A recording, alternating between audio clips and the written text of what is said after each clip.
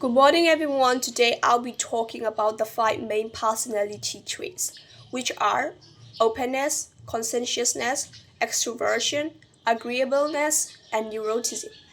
Now, whilst you may not recognize some of these big words, these five traits are, according to psychologists, the most commonly studied characteristic of personality, and we all score might higher on some traits and lowers on others. There's no perfect combination.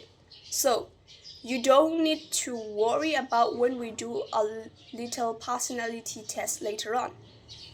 So, let's start with openness.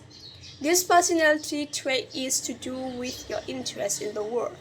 If you are keen to get involved with into activities you have never tried before, or enjoying discussing concepts you have never heard of, you are an open person, whereas people tend to be comfortable with unfamiliar situations and feel naturally curious. People who are less open may prefer routines and familiar ideas instead.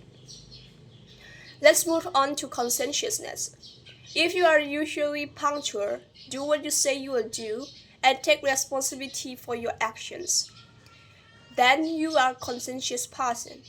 To put that in educational context, you are the student who ends in works on time and does the recommended readings and attend all your lectures. Whereas in your social life, you will never leave anyone waiting and people will know that they can depend on you. I think you will probably be familiar with extrovert and introvert. If you are an extrovert, you might be very enthusiastic and love spending time with people. It's likely that no one would ever call you shy. And you're the first one up on the dance floor at the parties, where some people are just warming up. Would you describe yourself as a kind person who trusts other people and would do anything to lend a hand? If so, may have a high level of agreeableness. If if you will be empathetic, and which means you will get other people's feeling, and you will demonstrate characteristics that show you to be poor social. In other words, you show concern for others. Finally, let's turn to neuroticism. People often use this term incorrectly to suggest that a neurotic person is unpredictable and too emotional. This isn't exactly accurate.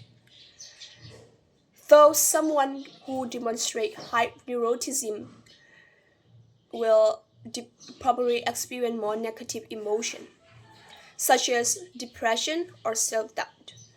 That doesn't mean you aren't great as still person. To sum up, everyone has all five main traits to a greater or lesser degree. Thank you.